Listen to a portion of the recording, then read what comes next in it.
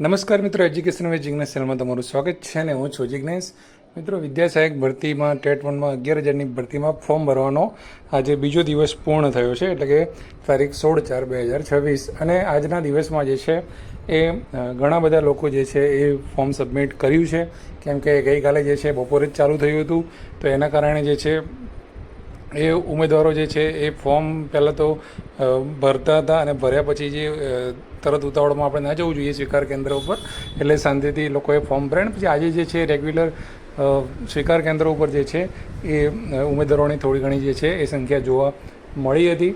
અને ખાસ 2-3 વસ્તુ જે છે આજે ક્વેરીઓ સામે આવી છે ઉમેદવારોની, એના વિશે આપણે વિડીયોની અંદર હું ચર્ચા કરવાનો છું.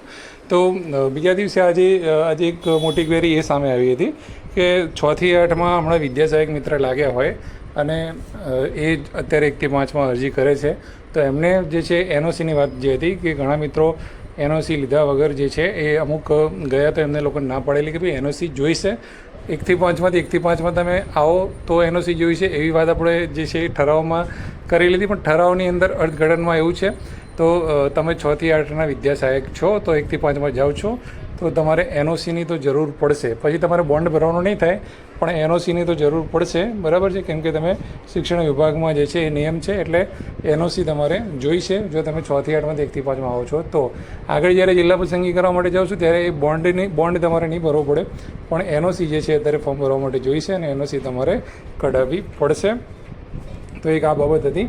અને બીજી બાબત એ હતી કે તમે જે પણ ટ્રાયલવાળા મિત્રો હોય છે એમની ટકાવારી જે છે તમે તમારી રીતે લખો છો, પણ ત્યાં સ્વીકાર કેન્દ્ર ઉપર જશો તો એ ટકાવારીનો ફેરફાર જે છે એ લોકોને જે રીતે સૂચવવામાં આવ્યું છે એ રીતેનો ફેરફાર જે છે એ સ્વીકાર કેન્દ્રવાળા કરશે અને તમારું મેરિટ જે છે એ પ્રમાણે થોડું ડિફરન્ટ બની શકે છે. એટલે તમારે જેટલી પણ માર્કશીટોને એવું હોય એ બધું એની અંદર અપલોડ કરી દેવાનું છે, બરાબર. એટીકેટીની જે બી તમારા બધું માર્કશીટ હોય એ તમામ માર્કશીટ તમારે અપલોડ કરવાની છે, કોઈ બી માર્કશીટ બાકી રાખવાની નથી, બરાબર. ત્રીજી વસ્તુ એ છે કે અન્યવાળો વિભાગ જે છે, અન્યવાળા વિભાગમાં કંઈ અપલોડ કરવાનું કે કેમ, એ પણ લોકોને ઘણા પ્રશ્ન હતો.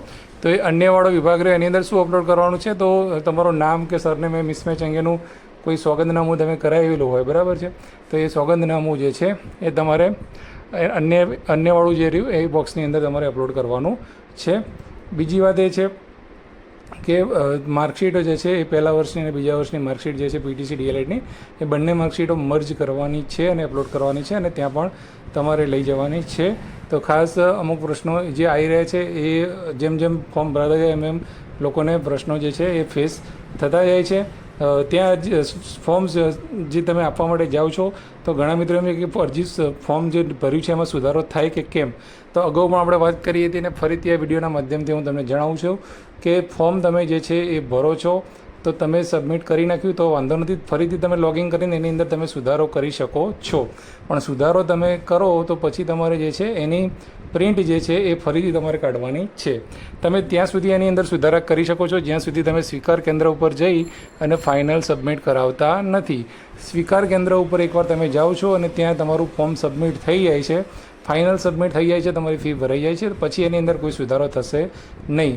એમાં પછી તમારે સુધારો કરવો હોય તો પછી પ્રોવિઝનલ મેરિટ જ્યારે પણ આવે છે અને ત્યારે તમારે વાંધા અરજી કરી અને એ સુધારો કરવાનો થાય છે, તો એ પહેલાં જે છે એ કોઈ સુધારો થશે નહીં.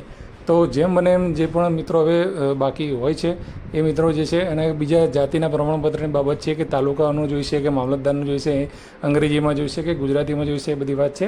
તો અમુક સ્વીકાર કેન્દ્રો પર અલગ અલગ વસ્તુ જે છે એ ચાલતી હોય છે કે ઘણી જગ્યાએ ગુજરાતીનું જ ચલાવતા હોય છે, બરાબર છે, ઘણી જગ્યાએ અંગ્રેજી હોય છે તો પણ ચલાવી લે છે. તો આવું બધું બનતું હોય છે. તો ખાસ કરીને તાલુકા જે વિકાસ અધિકારી હોય છે એનું જાતિ પ્રમાણપત્ર જે હોય છે એ માન્ય રહેતું હોય છે, તો એ પ્રમાણે હોય છે. તો મેં તમને પહેલાં પણ કહેલું હતું અને અત્યારે પણ કહું છું કે તમે અત્યારે જે ફોર્મ ભરી અને જલ્દીથી જે છે અપલોડ તમે મતલબ બધું કરી અને અત્યારે જશો તો તમને ખબર પડશે કે તમારે શું ક્વેરી આવે છે. તો તમારે આગળ જતાં તો એ સમય તમને મળશે કે તમે એની અંદર કંઈ સુધારો વધારો કરી શકશો કે કંઈ તમારે જવાનું થાય તો તમે ચેન્જીસ કરી શકો છો, બરાબર છે. અને ટેટ 1ની માર્કશીટના સંદર્ભમાં વાત કરીએ તો ઘણા મિત્રોને માર્કશીટ મળી ગઈ છે. ઘણી જગ્યાએ માર્કશીટ વગર પીડીએફ પેલી જે છે ઓનલાઈન મળેલી છે એ પણ ચલાવે છે, અમુક જગ્યાએ નથી ચલાવતા. તો તમારે રાહ જોવી તો જોઈ શકો છો. ટેટ 1ની માર્કશીટ તમારી આવી જશે 2 દિવસમાં. એ માર્કશીટ કરીને તમે અપલોડ કરી શકો છો. અને સ્વીકાર કેન્દ્ર પર જો જમા કરતા હોય એમનેમ તો તમે એમનેમ પણ કરી શકો છો. ને જે તે સમયે પછી જિલ્લા પસંદગી કે ટાઈમનો સમય આવે ત્યારે ત્યાં સુધી તો માર્કશીટ તમારી આવી જ જવાની છે. તો તમામ મિત્રોને ફરીથી શુભકામનાઓ છે. કોઈ બી તમારે ભૂલ ના પડે.